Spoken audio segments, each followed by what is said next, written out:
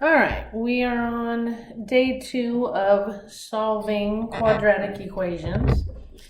We can let our graphing calculator find our x-intercepts for us, our solutions. Here's your steps if you forget them. Okay, you're going to go to graph. Actually, let me bring up a calculator here. Okay, so you're going to go to, once you type in your equation, okay, excuse me, I have to turn it on. Okay, let me turn this off. So I'm just going to make one up, and let's do x squared minus 5x minus 6. Okay, if I go to graph, and I'm going to do a zoom 6, there's my parabola. Now I can't see the bottom of it, and I can adjust my window and all of that to see it better, but I don't need to, okay? You're going to go to graph. To calculate your first 0, you're going to do, see my trace key right here? I'm going to hit, since I want to calculate, so I need to hit the second key first, so second, calc, and these are your choices. What you're finding when you solve a quadratic equation is you're looking for zeros. You're looking for x-intercepts, not intersection. A lot of people hear that intersect and they see that and they think they're finding an intersection. No, that's what we hit when we were doing systems of equations, finding where two functions intersect each other. Okay, when we're doing solving quadratics, you're looking for zeros. Okay, they're called zeros. So you're going to hit 2, and then it's going to ask you for the left bound. Okay, this is the left, this is the right. So this is my leftist 0. So to get the left 0, you want to, again, you want to get as far left as you can, and you're following the graph from the left to the right, which means you trace it from the leftist point to the rightist. And as soon as you get close, when they say left bound, as soon as you get close to the 0, hit enter. And then it's going to switch and it's going to say right bound. Right bound means you want to get to the right of it. I know it doesn't look right, it more looks like above and below, but get right past the 0. Okay, so to do the left bound, you get right before the 0. To get the right bound, you go right after the 0 and hit enter. And then it's going to ask you to guess. We don't want to guess, so we're going to hit enter again. And it tells me that I have a 0 at -1, 0. Okay, but now there's the other one over here. Every time you want a new 0, you have to start over again. So I'm going to second calc. Again, I want a 0. But now left bound, I'm over here. So as I keep traveling left to right on my graph, see how it's following the parabola? So I can't see it anymore, but it's going to come back up. I can tell it's going to come back up because watch the y values. See how they're getting smaller and smaller, and now they're getting bigger and bigger and bigger? It's coming back up. There it is. Now, so here the left bound, again, from the left, I'm going to get as close as I can and hit enter. And then right means I'm going to get as close as I can on the other side and hit enter. And then hit enter for guess, and it'll tell you your other 0.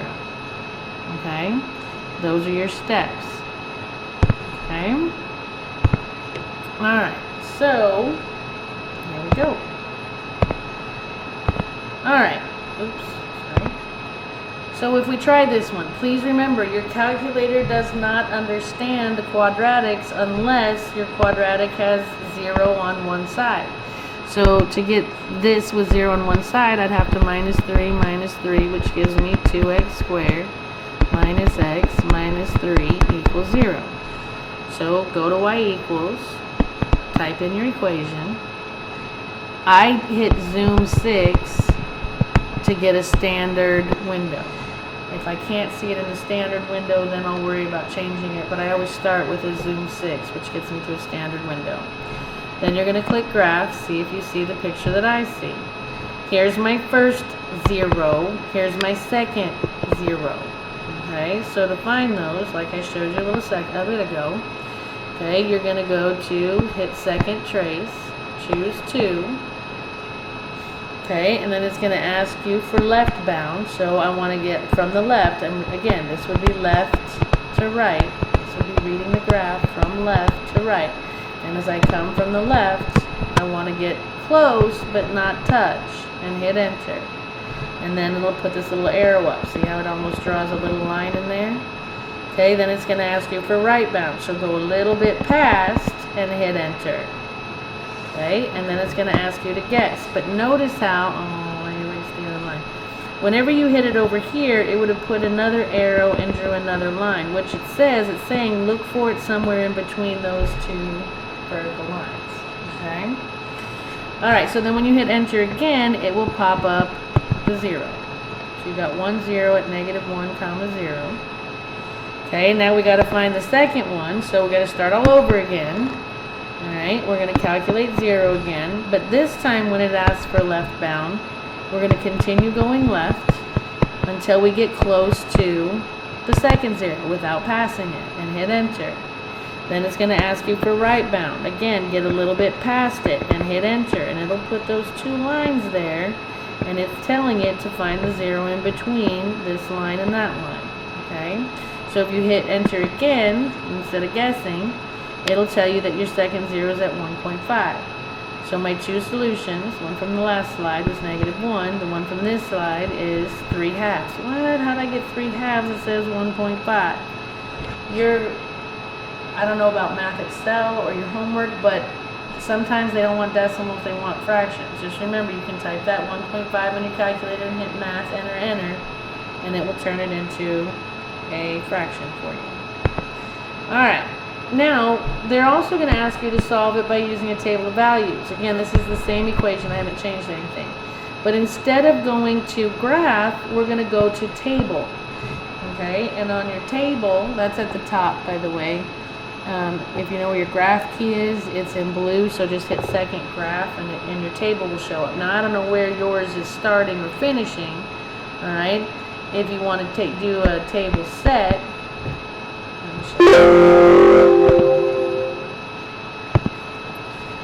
if you want to do a table set, to tell it where, to get to table, you hit second graph, okay? And then this is not the same as my data, but, okay?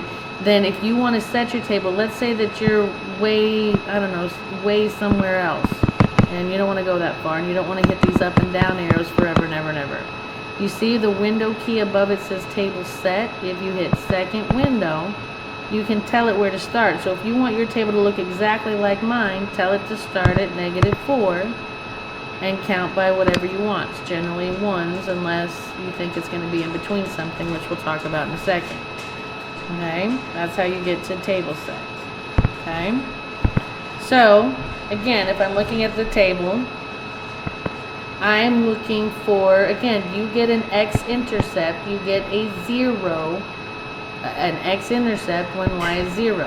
So I'm looking for 0 in the y columns. There's my 0, which means my function crosses the x-axis at -1. Okay? Now, I'm scrolling down because I know there's supposed to be 2, so I'm looking for another 0. I don't see it. Okay, so I'm scrolling and I'm scrolling and I'm scrolling and I don't, and again, according to the graph, it looked like it was about 1.5. So if I can change my table like I just showed you, okay, I'm going to tell it to start at 1, but I'm going to tell it to count by 0.5s instead of 1s. So now when I go back to table, I can see there's my first 0. I've got another one at 1.5, which is what I got by doing the second trace. Okay, so a table's another option. You're looking for 0s and for y. Okay. Alright. So if we do this one,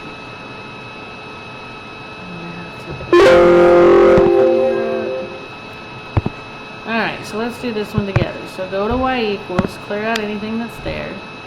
3x squared plus 2x minus 3.75. I'm going to do a zoom 6 just to get a standard window. And it looks like there's my 2 zeros. So I'm going to go to second calc. And I'm doing zeros. I'm going to get I want my cursor up here to start at the left just so that I can see. And as I'm going left to right, I'm close to that 0, hit enter. Get a little past it, hit enter again, hit enter again, and there's my 0. One of my zeros is at negative 1.5, but I got to find the other one. So second calc, 0. Keep going left. I want to get close to the other 0 without passing it. Closer, closer, closer. Yep, I'm there. And then for right bound, I want to get a little past it. Enter. I don't want to guess. And there's my other one at 0.83333333333. So, what was the other one? What was the other one? Negative 1.5?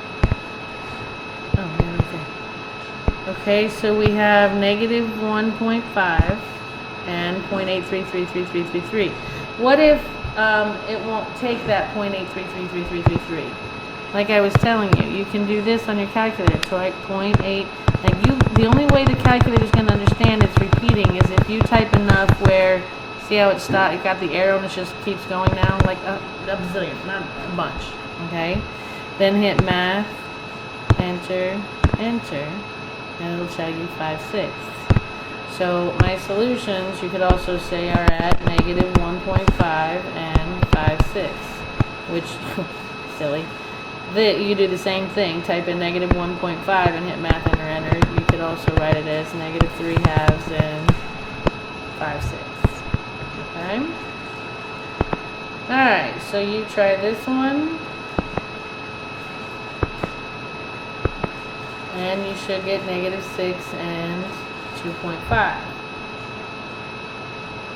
Okay?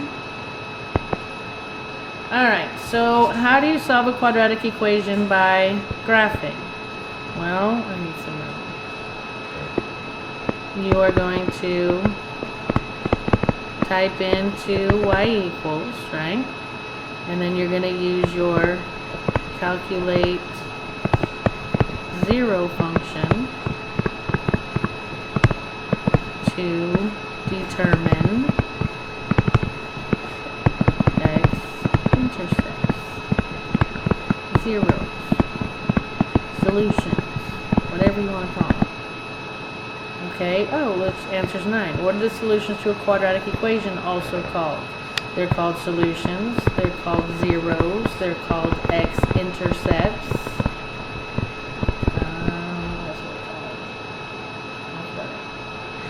Alright, and 11, how can you use a table of values to approximate the zeros of a quadratic function? Look for 0 in the y column. Okay? Alright, the square root property. Alright, so now we're going to go back to factoring. Yesterday we factored when a was 1 and when a was not 1. This one you haven't seen before, okay? This one's new. It's the square root property, which what it says is if you have something squared on one side of an equal sign and something on the other, you can get u alone. In other words, you can get rid of the square by taking the square root. The only rule is you have to do it to both sides. But when you do that, you get 2 answers. You get the positive square root of whatever's over there, and you also get the negative, okay? So to solve by extracting square roots, it's usually you can tell when you have like a bino squared or just a variable squared equals something on the other side. In other words, there's no first degree x. Like x plus 3 squared equals 8, or x squared minus 4 equals 12. Okay, there's no first degree term. There's no first degree x, and that one doesn't count because it's inside parentheses, and when I do the square, it's going to be squared. Okay, so whatever's being squared, you isolate it and get it all alone on one side, and then you square root both sides, and then get x alone. It's actually a pretty easy way to solve, but it only works if there's no first degree term. Alright, first step says to isolate whatever's being squared. So I need to get 3x squared alone.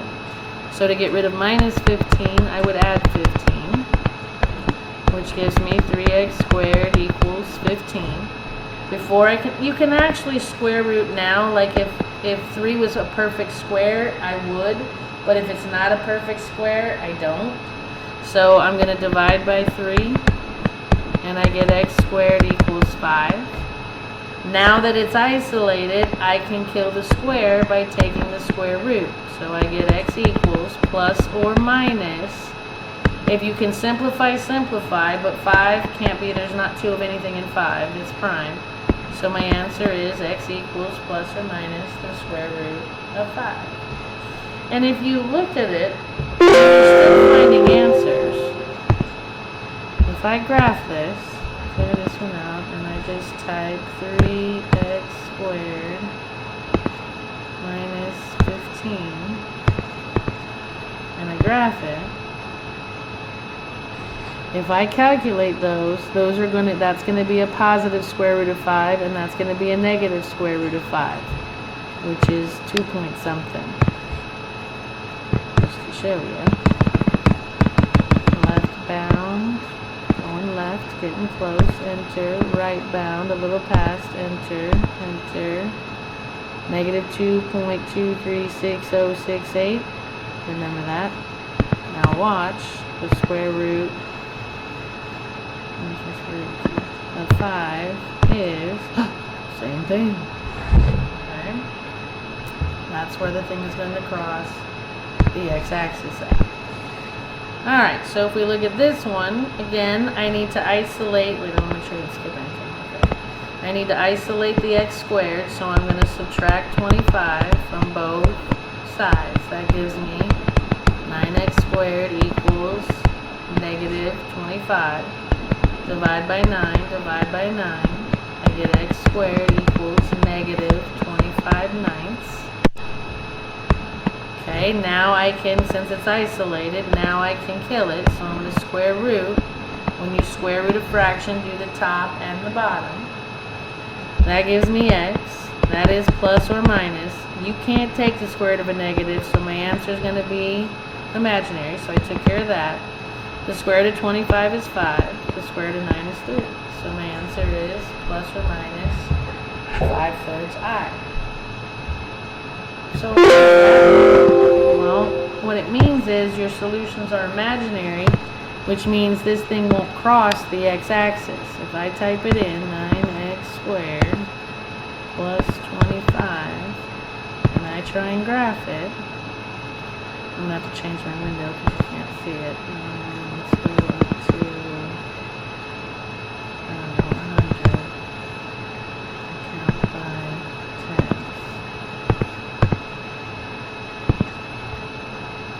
There it is. And see how it won't cross the x-axis? Okay, and that's why we have imaginary solutions. Okay?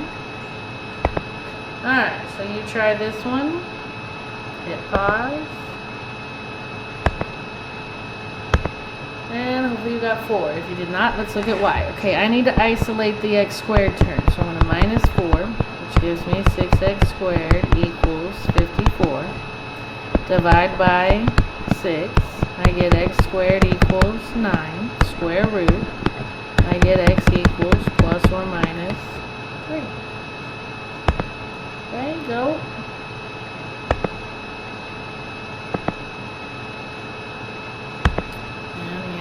Plus or minus the square root of 11. I gotta isolate x squared, so I'm gonna divide by 2, and I get x squared equals 11. Now I can square root. I can't break down 11, it's not perfect, so it's plus or minus, leave it in, square root of 11. Alright, they're gonna get a little more complicated, but not much. Now, just think of it as instead of just a plain old x squared, I've got this whole binomial that they're squaring. Well, again, whatever they're squaring, a number, a letter, a chicken, a cow, I don't care. Whatever's being squared needs to be isolated. So right now, this whole set is being multiplied by 3, and to undo multiplication, I'm going to divide by 3. But I've got to do it on both sides. Okay, the 3's cancel. That gives me 2x minus 5 squared equals 12 divided by 3 is 4.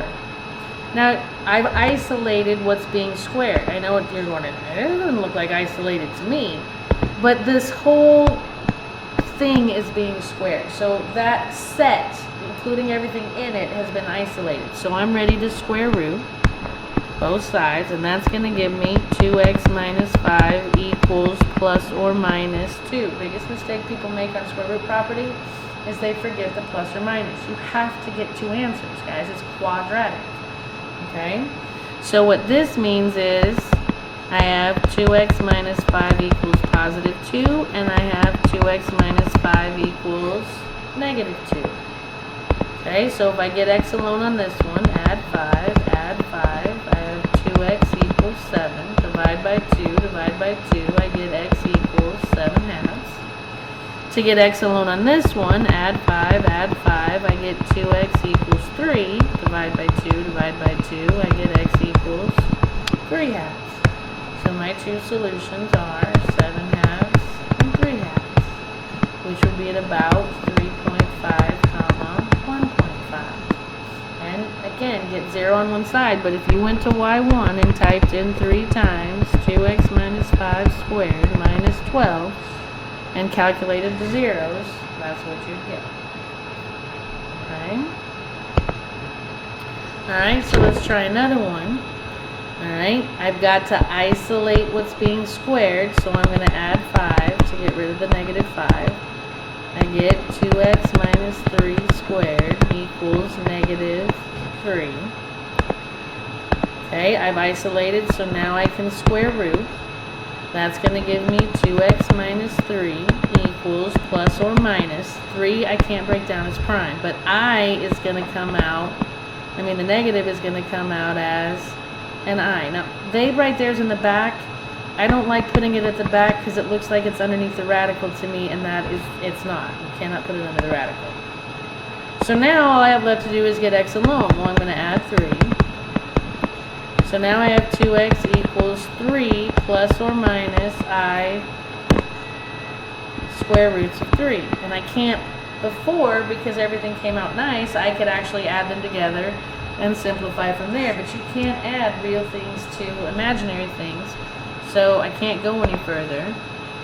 So now to get x alone, I'm going to divide by 2, and my answer is x equals 3 plus or minus I square roots of 3 all over 2. Okay? You could write 3 plus I square roots of 3 over 2 and 3 minus I square roots of 3 over 2. You can write them separately if you want. Okay? But this is also perfectly acceptable.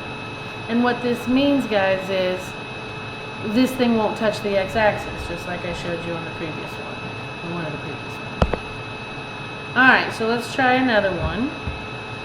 To isolate what's being squared, I'm going to get rid of the minus 4 with plus 4. That gives me 3x plus 5 squared equals 12.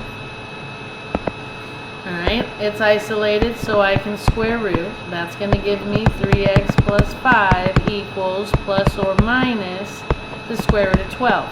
But 12 I can break down. By 2 is 6, by 2 is 3. Alright? Because I'm doing square roots, it takes 2 to make a perfect square. 3 doesn't have, there's not 2 3s, so it's going to go back in. So now I have 3x plus 5 equals plus or minus 2 square roots of 3. All I did was simplify the square root of 12. Okay, and now, again, when they're radicals, you don't have to necessarily write it out twice to get the two separate answers. Because you're not, unless you go decimal, this one's going to be real, but this is going to be decimal, and they don't want decimal answers. Alright, so now to get x alone, I'm going to minus 5, so I have 3x equals negative 5 plus or minus 2 square roots of 3. You could put it at the back too. You could say 2 square roots of 3 plus or minus 2 square roots of 3 minus 5. But it's just because of the plus or minus, it looks better to write that in front. But But technically you wouldn't be wrong. Now I need to divide by 3, and I have x equals negative 5 plus or minus 2 square roots of 3 all over 3. And I could go decimal. I could type in negative 5 plus 2 square roots of 3, enter, divided by 3, and I would get this divided by 3. 2 square roots of 3 divided by 3. I would get negative 0.512 if I rounded. And if I typed negative 5 minus 2 square roots of 3, enter, divided by 3, I get negative 2.82. And if you graph this on a graphing calculator and calculated the intercepts, the zeros, it's going to be close to those answers.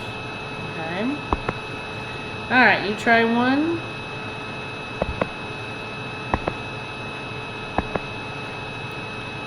If you didn't get that, let's look at why. It's what's being squared is isolated, so I'm ready to square root.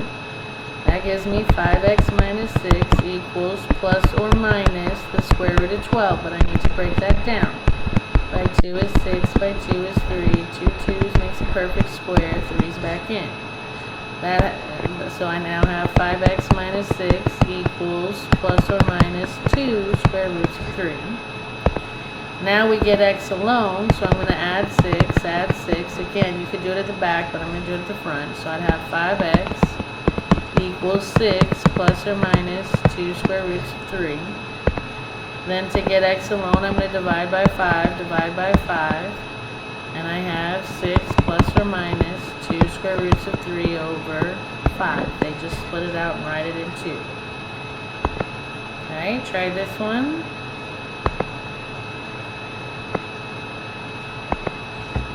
And let's see if you got 4 plus or minus the square root of 2.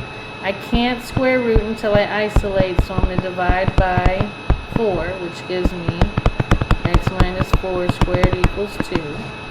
Now it's isolated, so I can square root both sides. That gives me x minus 4 equals plus or minus the square root of 2. I can't break 2 down, and it's not perfect, so now just get x alone. I'm going to add 4 to both sides. And I have x equals 4 plus or minus the square root of 2. Okay, do this one.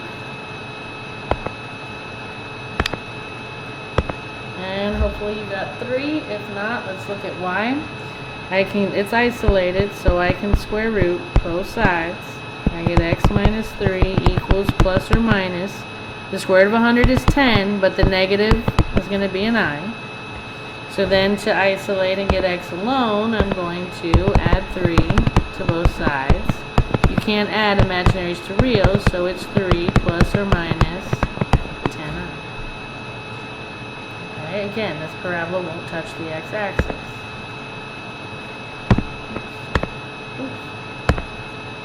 Alright, so how do you solve a quadratic equation using the square root property? Isolate the square root and square both sides, and then solve for x. When will you get complex solutions to a quadratic equation? When you take the square root of a negative number. Okay? And we are done, my friends, so happy homeworking.